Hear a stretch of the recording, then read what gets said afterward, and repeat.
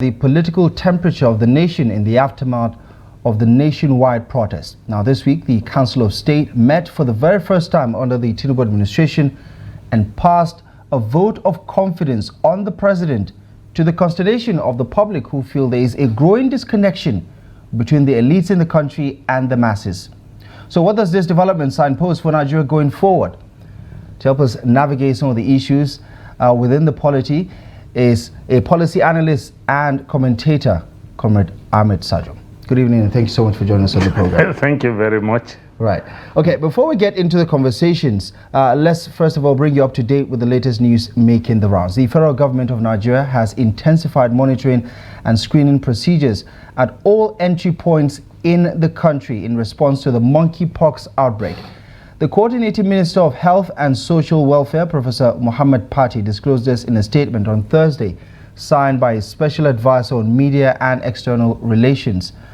The African Center for Disease Control on Tuesday declared a public health emergency over the growing monkeypox outbreak on the continent. Now, the outbreak has swept through several African countries, particularly the Democratic Republic of Congo. And in other news, the National Emergency Management Agency advises communities at risk of flooding, especially those residing along waterways, to relocate to safer, higher grounds in anticipation of the peak of the rainy season. Now, this is as the agency released alarming data from its Emergency Operations Center, revealing that severe flooding has affected 27 states. NEMA Director General Zubaida Umar reaffirmed the commitment of the agency to coordinate and provide necessary support towards efficient disaster management control in the country. On the corruption front, the executive chairman of the National Hajj Commission of Nigeria, Jalal Arabi, and the Commission Secretary, Abdullahi are currently in the custody of the Economic and Financial Crimes Commission over the alleged mismanagement of the 90 billion naira 2024 Hajj subsidy. In a document cited by correspondents on Wednesday, the anti-graft agency said a total of 314,098 Saudi riyal was recovered from the NACON chairman and other ranking officials. The EFCC says its investigation reveals that from the 90 billion naira Hajj subsidy, Arabi fraudulently overpaid himself and others within the commission the necessary operational cost. Elsewhere, the National Judicial Council has recommended Justice Kudirat Kekereekun to be the next Chief Justice of Nigeria. The recommendation was made in its 106th meeting, which was presided over by the Chief Justice of Nigeria, Justice Olukayode Ariola, who recommended Justice Kekereekun to President Bola Ahmed Tinubu for appointment as the next Chief Justice of Nigeria on Thursday. Now, this is contained in a statement by the NJC Director of Information, Soji Oye. He said this is imperative as the Honorable Justice Olukayode Ariola will formally bow out of office as the Honorable Chief Justice of Nigeria next week, Thursday, August 22nd, 2024. And finally, in our news roundup, the Defense Headquarters has said troops have been deployed across farms in northern parts of Nigeria, especially in the northwest and in the north central regions. According to the military high command, the deployment is to ensure the adequate protection of farmers from bandits, terrorists, and other criminal elements. Right, time now to unpack some of these developments with our guest, who's a public affairs commentator. Comrade Ahmed Sajoh is joining us this evening on Daily Politics. First things first, let's start off with this whole development around monkeypox, for instance. We understand the World Health Organization has also announced a global health emergency. What are your concerns learning about this development with regards to monkeypox? I think my major concern is the fact that we are in an era when poverty is very high amongst our people, and the struggle for survival, overtakes any cautionary activity or consideration in some of the things that we do today in this country. So If you tell somebody that going to a certain location would make him have a high risk of contacting whatever it is that he will contact, he will tell you that if he doesn't go, he may not be able to feed himself or his family. Do you think from the Ebola experience in 2014, from the COVID-19 experience in 2020, we are getting ahead in fine-tuning some of the management of public health concerns like this one? Because according to the Center for Disease Control and Prevention, Nigeria has already recorded 39 cases so far. I think the emphasis should be on the prevention, and the prevention is actually about, regulating movement of people. If you know what happened during Ebola, it was mostly a situation where people were told not to move at certain, when it came to COVID, we stopped congregating and we kept a social distance and we were using nose masks and things like that. But here we are, there are certain things that are probably practically difficult to enforce at this point in time because of the difficulties we're facing with livelihoods. Right. Okay. And then there is also the flip side. I do remember during the Ebola period, some people, issued some reckless prescriptions that that even killed some people. That you drink salt and you bath with salt, and a lot of people with high blood pressure who drank salt in water, aggravated their situation. I just hope that somebody would not wake up tomorrow morning again and start giving us a prescription that... You think there's still room for misinformation? There is a whole lot of, in a society that is increasingly becoming despondent, misinformation is very, very easy. Right. Remember very recently, because of investigation by one of the media organizations, we discovered that there was a herbal concoction that people were buying in thousands across Nigeria that had harmful effects. This is the situation we are in. If anybody comes up with any concoction now, drug or a lie that bitter cola or sleeping on top of an anthill, usually people will go there and sleep. Yeah, obviously out of desperation. Yes, as pointed out. But moving on, the National Emergency Management Agency is advising communities in its regular fashion move to higher grounds because of the flooding. We're yet again looking at more than 2/3 of the Federation facing this grim reality. In the midst of all the scarcity of rainfall in some parts of the country, what are your 2 cents about this one? 27 states, like the usual prediction, are going to face this possibility of flooding. I think we know this. We know this, and I will tell you, for free, that at one point in time, when I was involved in addressing issues that have to do with this response to emergency situations like this, there was something we were doing, and I hope that the emergency agencies will do that. Announcing on radio, television, newspapers, and even social media is not enough. A lot of these communities that end up being affected adversely by flood and flooding are societies that have little contact with the media. To be very honest with you, these are people who are living in rural communities who just are concerned about aching their lives on a daily basis. So going there to meet them is the surest way to mitigate. But more importantly, is the advisory a practical one, to just ask people to move to higher grounds? Yeah, it is.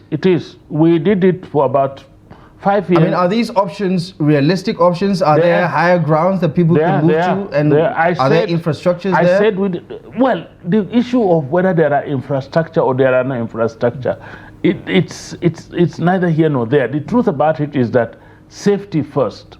The first law of nature is self-preservation. Yeah, but what if the higher grounds don't have makeshift homes, don't have the necessary amenities? It doesn't make sense for people to move. You can create. That's why we have emergency agencies. You can create tents. You can ask people to go and develop sheds, but that let them get away from flood-prone areas. Right. Because, let me tell you, it's not only the human beings. You need to save your animals, goats, sheep. You need to save them. You need to save your food, the little food you have. If you have food, you need to save it. You need to save your property. You need to, because if you don't, because you say there are no infrastructure on the higher ground, you remain where you are. We have seen that. Okay. So the thing is that give the people early warning. Normally, usually, the essence of early warning is to trigger early response. So when you give them early warning, reach out to them. Tell them how to survive on the higher ground, even if it is a temporary basis. The dislocation is not more than 30 days for flood. Okay. And this dislocation within this period, 4 weeks, you can develop tents, you can develop sheds, you can develop makeshift infrastructure that can keep you for the period. Otherwise, you will lose everything. Okay, moving on.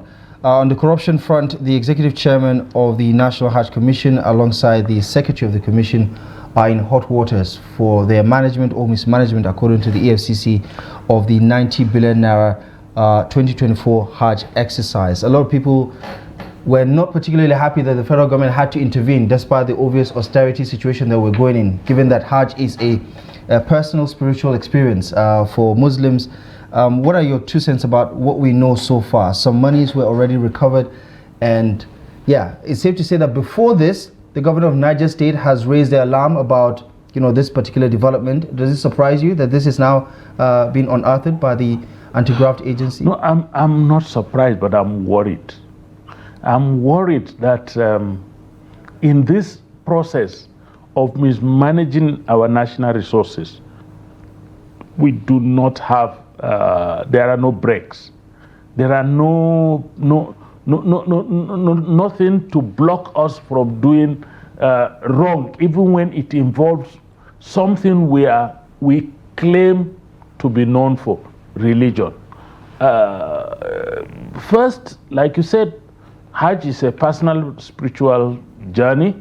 If you are not, in fact, by the tenets of Islam, if you do not have enough money to live a year's supply of requirements, food and non-food stuff in your home, you are not supposed to even embark on the journey. So everybody who is going for Hajj should, to a large extent, be self-sufficient. Should not need support to be subsidized. But even when you are going and somebody is assisting you, the person assisting you should assist you 100%, so that the benefits of the Hajj would be achieved at 100% level. So I am worried that there was a subsidy by government. But let's assume that the subsidy was there.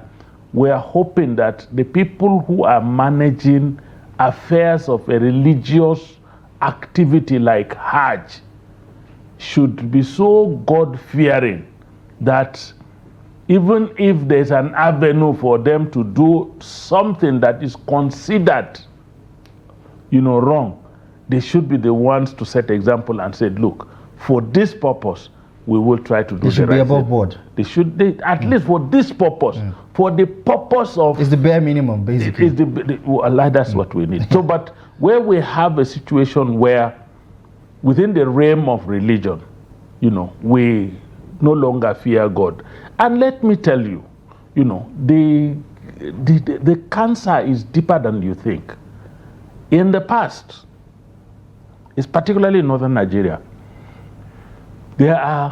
when the emir speaks, everybody respects. When the ulama speaks, everybody respects. Even if there is crisis, one of the safest sanctuaries we used to have in northern Nigeria was the mosque. You saw what happened recently.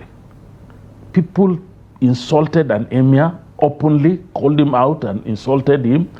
People insulted ulama. In fact, ulama had to hide because there was a story that they collected money and some people were looking for them, for that. And then a mosque was not only desecrated, but the doors, the windows, the carpet, the ceiling, the public address system was stolen. So it means that even our famed fear of God has been eroded. Right. At the top level, where people will mismanage money for Hajj, at the bottom level, where people will desecrate a mosque, meaning, you know, the last vestige of our moral rectitude, which was the religion, has also gone. Yeah. And I think that's a very bad omen, to say the least. No, it's not a bad omen, but it's a sad reality. Okay. Moving on, the National Judicial Council has recommended Justice Kudirat Kekereekun to be the next Chief Justice of Nigeria, the passing of the torch, as you would say, at his 106th meeting. So Justice Ariola would be bowing out next week, August 22nd. I don't know much about Chief Justice or soon to be Chief Justice Kekereekun, but what are your thoughts about the others that have also been promoted, so to say, because we're seeing a filling in of the gap, especially at the Apex Court, where more often than not we see a lot of cases inundating the process and clogging the wheel of progress when it comes to justice administration? No, I think let us understand one thing. If there is one profession that is regimented, that follows the seniority creed very religiously, other than the military, it's the judiciary, the justice system. If your name is on the record book as a lawyer a day before mine, you are my senior in the bar. And if you come to the Supreme Court, you know, a day earlier, or you enjoy, because all the justices of the Supreme Court run their courts, you know, quote and unquote, according to their ranks.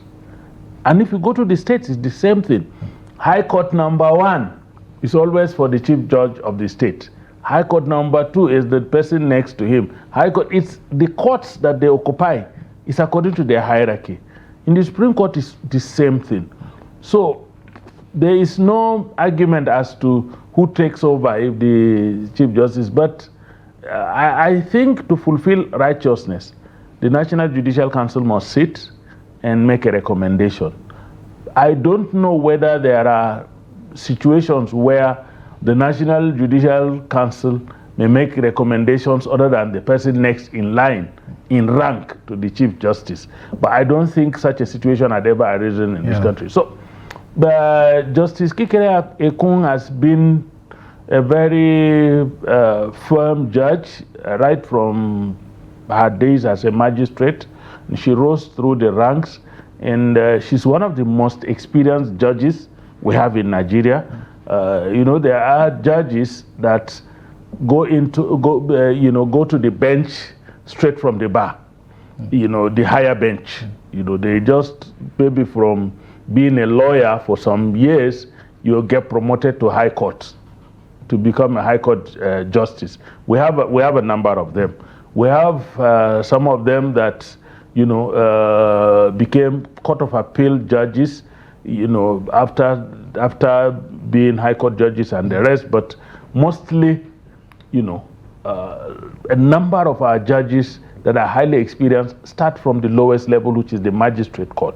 And I understand that Justice Kekereekun started from a magistrate court. Right. So she must have garnered sufficient experience. But you see, the Chief Justice of Nigeria is a judge and also a political head or an administrative head of an institution of government. And that institution is so important that, you know, she has a definite hierarchy within the order of priority in running this country. So should there be any reason where we don't have the topmost leadership of the country, the president, the vice president, the senate president, and the speaker, it is the Chief Justice that would hold the country pending an arrangement. So it really places a lot more responsibility on the person that is going to be the Chief Justice of the Federation. She will be the second woman to become Nigeria's Chief Justice after Justice Aloma back in the 2010s under the Goodluck administration. Incidentally, for me, when I hear this, I just laugh. You will never address her as her lordship. Never. Is his lordship. Really? Yes. That is how it works? That's how it is. A female magistrate is his worship, not her worship. A female high court judge is his lordship. I thought it's just your lordship. It doesn't have to be his or her. No, you can. If you pick their complementary card, you will see. Okay. It will be his lordship. That's very interesting. So very interesting. So for me, it's like those of us that are in the media. Have you ever, in the media, have you ever heard them say, ladies of the press? It's the same thing with the the judicial system. I'm sure it doesn't matter much, but of course, in today's climate, you would wonder what the opposite sex have to say about this one. But let's make progress. It's inclusion. Let's make progress. Talking about the state of the nation, this week, after 14 months, the first Council of State was held. President Tinubu chaired that gathering. More importantly, some of the takeaways were the fact that the Governors Forum, as well as the Council of State, generally speaking, former heads of state, former presidents, those who were present, those that joined virtually, all passed a vote of confidence on President Bola Ahmed Tinubu. And there are so many Nigerians who are scratching their heads about what is going on. I mean, we understand that passing that vote of confidence was symbolic, a sign of support perhaps, morale booster for the president, but it does not in any way correlate with what is actually happening in the country, because if anything, there is a sign that Nigerians are not confident with regards to what is actually happening. How do you dimension this particular development in the grand scheme of things? There are two things I want you to understand. And number one, the Council of State is purely advisory.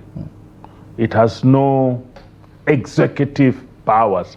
It has no, but as an advisory body, what it does is to bring in the people who have had some institutional memory in the governance process. Former heads of state, former chief justices of the federation, and those ones have a hell lot of institutional memory of what it is or what it was to run this country at one point in time. Then it now brings the current leadership, the subnational entities, in whose hands a lot falls presently. So all of them come and they listened to the situation as it is. My belief, or my own, to situate it the way you want me to situate it, is that probably by the time the President of the Federal Republic of Nigeria laid bare the challenges he faces as the leader of the country at this point in time, and the plans he is putting on ground to overcome these challenges, perhaps working from their own also institutional memory and from their insider knowledge of the situations on ground, which may be different from what we have as people who are not in positions of authority at present. Probably looking at it, they felt satisfied that the president of the country is taking us on a trajectory that may eventually. So this is their own thinking. Yeah, okay. But for me, that's not the main thing that I am comfortable with what happened. Before the National Council of State, if you notice, there were a lot of brickbats between the federal government and the states, the subnational governments. The governors, you received this, I did not receive this, you did this, I did not do this. And it was actually overheating the polity itself. And it was creating, a high level of division within the political setup. And it was sending the wrongest signal at this point in time when we're trying to put ourselves together to see how we can exit the difficulties we are facing. Then our leaders will begin to talk with discordant voices. That was a very dangerous situation we found ourselves in. And so I am hoping that with what happened at the Council of State, it's like a soothing balm. Okay, all is well now. We have all found a common ground. We have agreed. Now, you, the followers that were also feeling jittery about what was going on, please calm down. This is where we are going to. I hope the vote of confidence had been able to achieve this much. Otherwise, I am telling you, the crisis within the polity, the misunderstanding amongst our leaders does not augur well for those of us that are followers. For a lot of people, right, that vote of confidence is not aligned with the true situation on the ground. I guess that is symbolic advisory, as you said, but there is a sense that it is almost a message that is in denial of how bad the situation is on the ground. Plus, you talk about the disconnect or the back and forth between the governors and the federal government. Just hours before the council sat, we understood that the federal government and the state governors have reached an agreement for a 3-month moratorium on the implementation of local council financial autonomy, because they said it's going to have a knock-on effect on salaries, payments, and so on and so forth. But the gist that most people got was, a compromise has been reached to give the governors some time before they adjust to this new reality, because the Supreme Court verdict was very clear. And I don't think there is any order that exists right now that is almost akin to a stay of execution before the federal government implements this financial autonomy. Give me a sense of what you make of this perceived misalignment between what our political elites or leaders think of the situation on ground versus what the people are actually going through. I mean, we're just coming back from a nationwide protest. Two things. They were not discussing what the people were going through. They were discussing how to get people out of what they're going through. And so when you're talking about two sides of the same coin. Wait, but two sides of the same coin. Yes, but when you're talking about, we agree that there are difficulties on the land, but that we also believe that, Mr. President, you have monopoly over fiscal policy. We can share responsibility for implementation of our policies, but the fiscal policy is a monopoly of the federal government. I hope you understand this. Mr. President, what are you doing as your own fiscal strategy for us to exit these difficulties we are going? And then Mr. President may have laid out the things he was doing.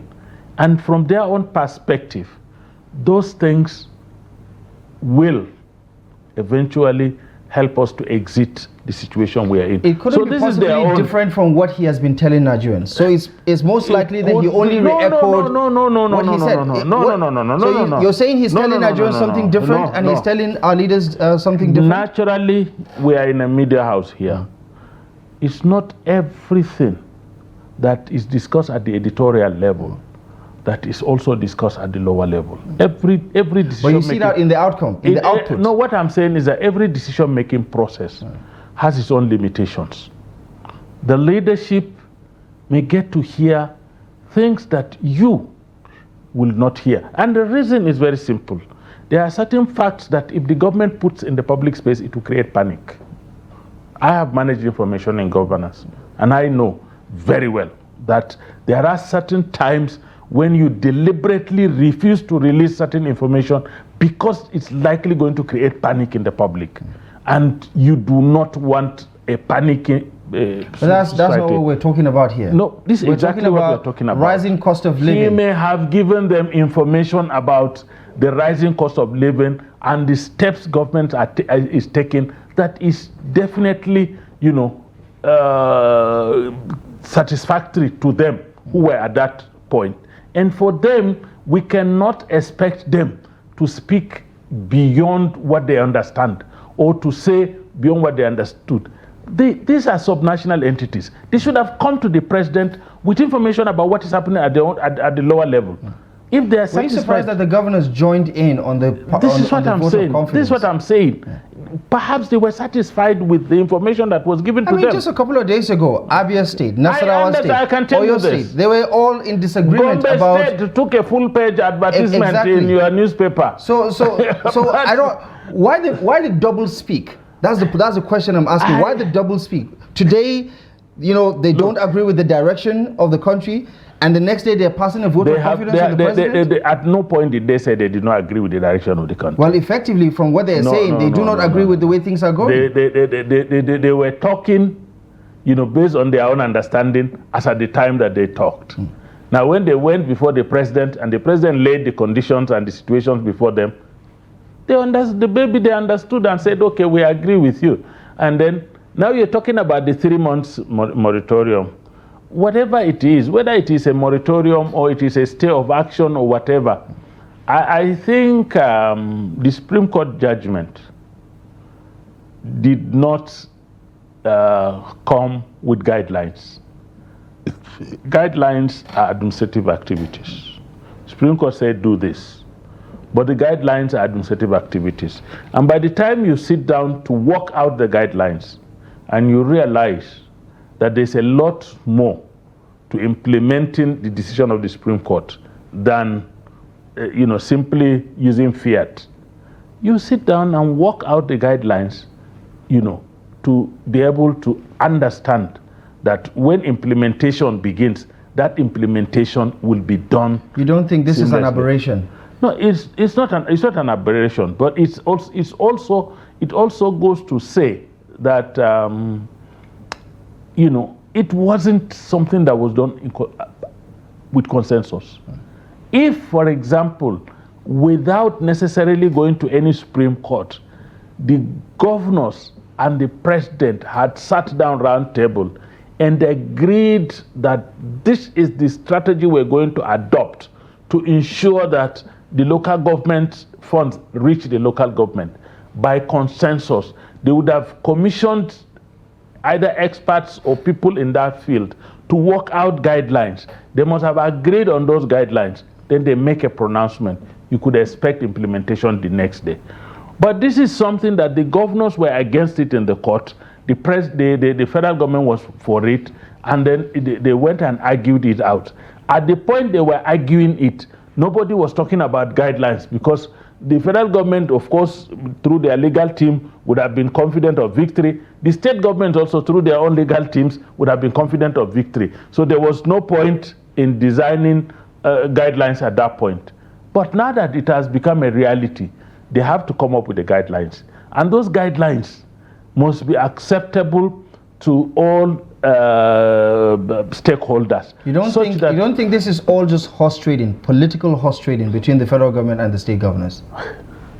As far as I am concerned, I will only speak about what I know for sure. I will not speak about what is in the realm of speculation. Yeah, but my own understanding. You know the saying, if it walks like a duck, talks like a duck, chances are it's probably a duck, because obviously we know that the governors at no point in time were they okay with the idea of financial autonomy. So is 3 months going to change their mind? No. Realistically? No. Now that it has become a reality, look, my brother, when reality hits you, you must find a way out. And that's the reality now. The reality is that the Supreme Court judgment has to be implemented. That's the reality. That's the reality on ground.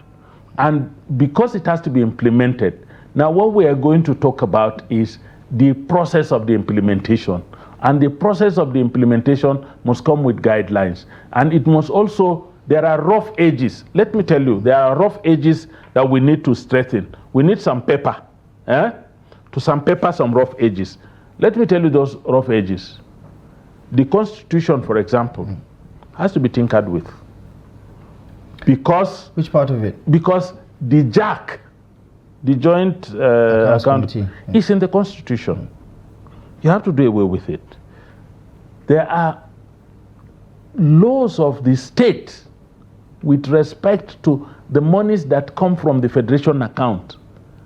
Legitimate laws of the state. What is their own position? I give you an example. in my own state. Nothing the states can come up as a law would contravene the Constitution. No.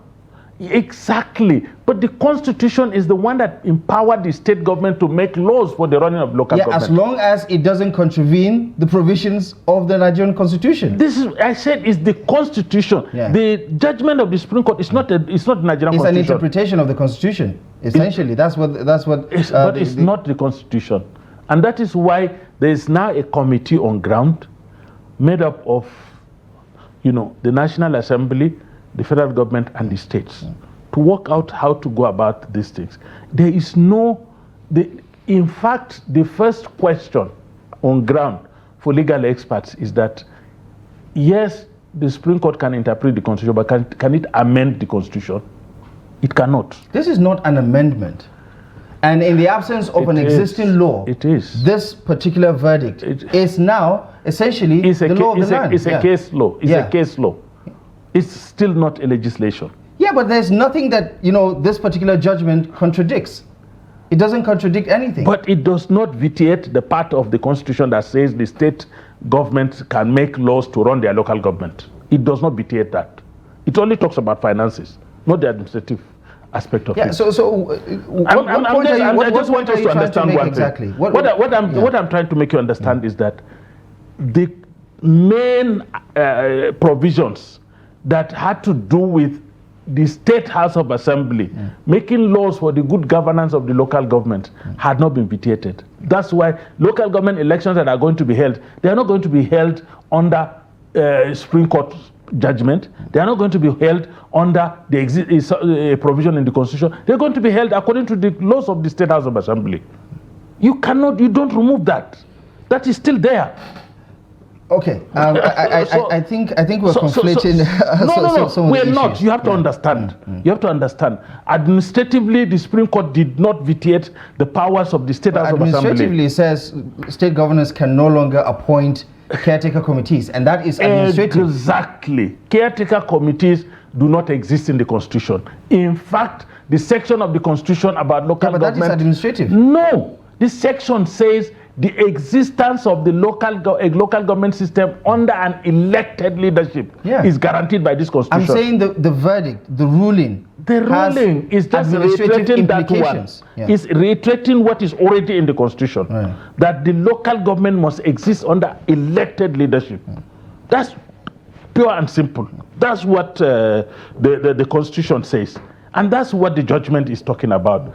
But I am also telling you that the process of, for example, the process of electing people in the local government would be according to laws of the State House of Assembly. That's not debatable at this point. As the Supreme Court is saying have elections. Exactly. Essentially. So in even interpreting autonomy, for example, let me just ask you one question. Even in interpreting the autonomy, how does the autonomy affect the funding of elections of local governments? We need to sit down and talk about that.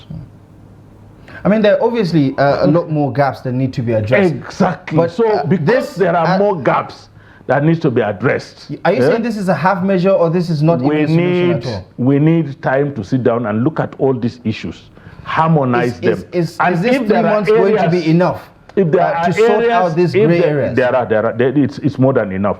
You think by October they would have dotted all the I's and crossed all the T's and would have a fully functional... My brother, when the National Assembly had interest in reverting the national anthem, how long did it take them to make a law out of it? I don't think it's quite monumental as local government. No, forget about the monumental. We're talking about the same thing. It's just a song, by the way. We're just talking about the same thing. Yeah. When they wanted to change the Police Act, which was recently, how did they do it?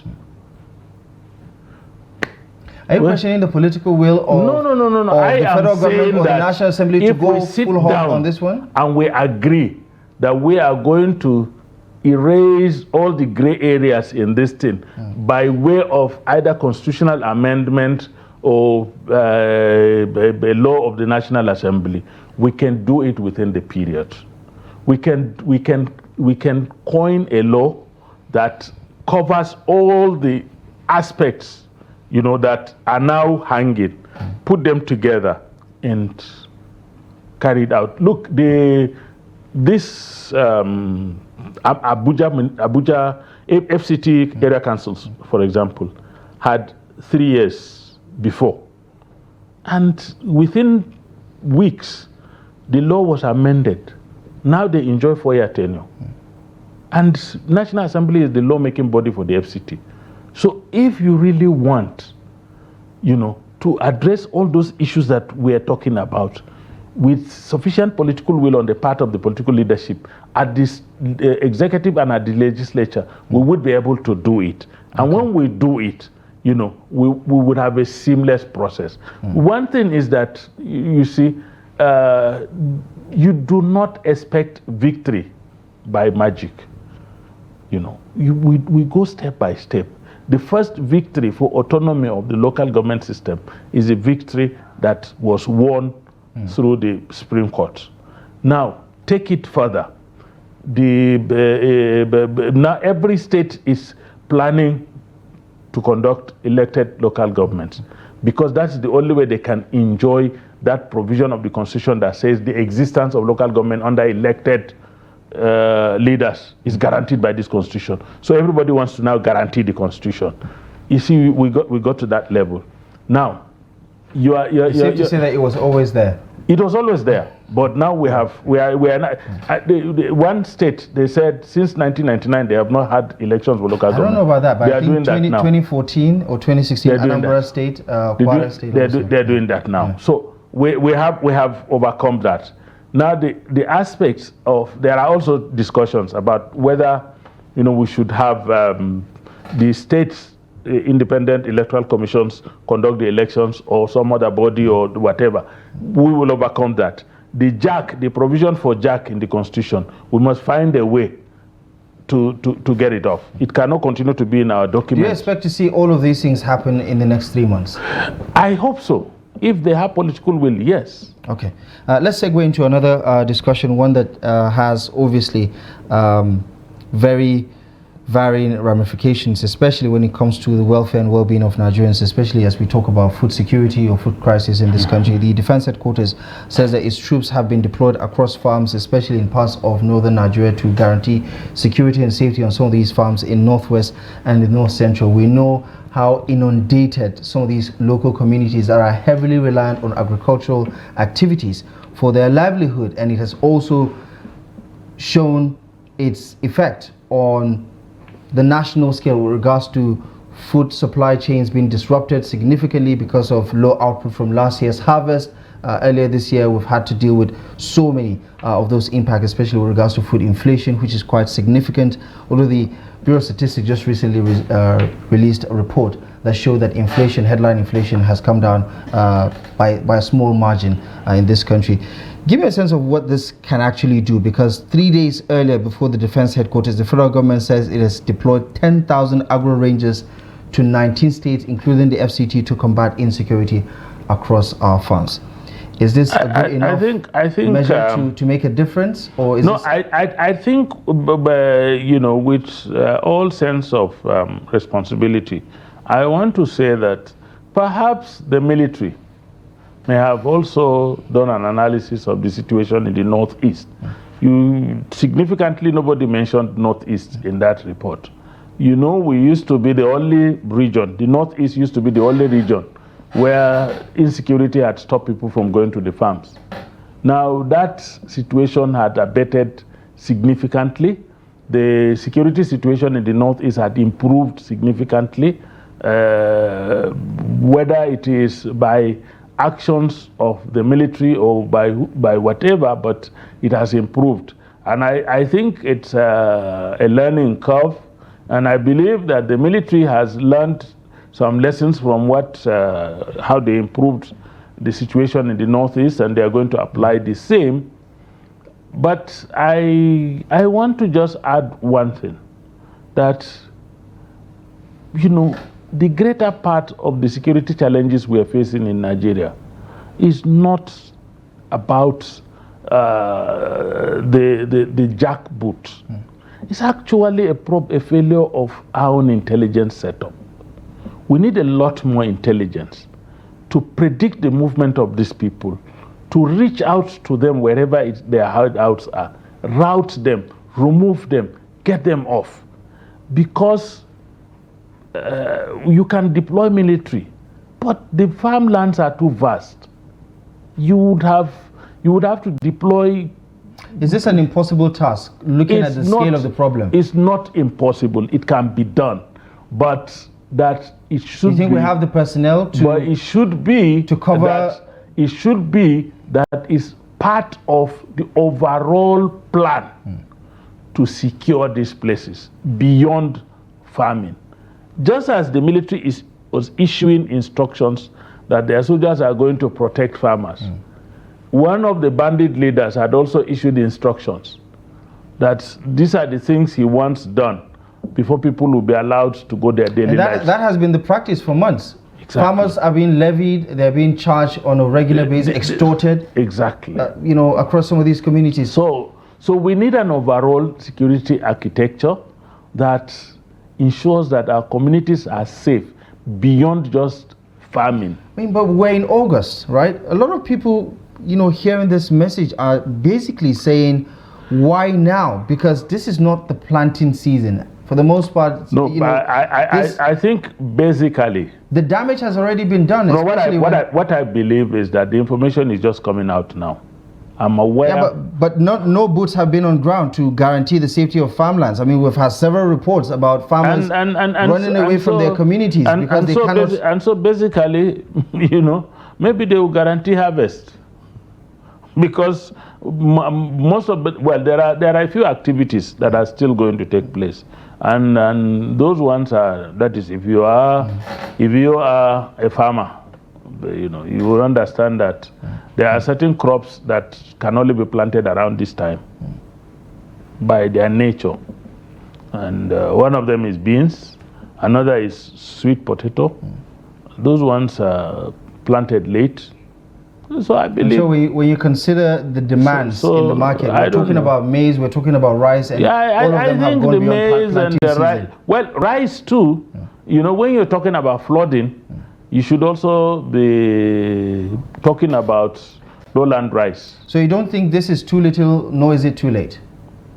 No, it's not. Or the announcements, because these announcements are just coming this week. It's still better late than never. Well, okay. It remains to be seen whether these deployments will actually have any, it is still better late effect than never. I mean, so many pronouncements have been made with little action to suggest that something is actually being implemented. But as you say, it's better late than never. I don't know whether. Let's hope that farmers will actually have a story to tell. Whether you are talking from experience or you are just considering your own comfort zone here. No, not necessarily, because we are covering a lot of these communities from Katsina to Zamfara and all Kaduna State, and the reports that we're getting suggest that nothing is actually happening to guarantee safety and security of farmlands across some of these volatile areas. And the security agencies will tell you their report is different.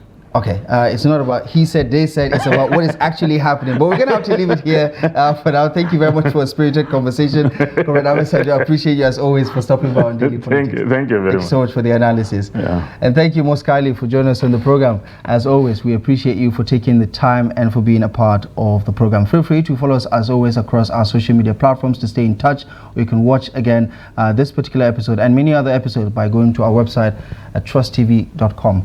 My name is Abdullahi Ahmed. For myself and the rest of the team, thank you for your time. I'll see you soon.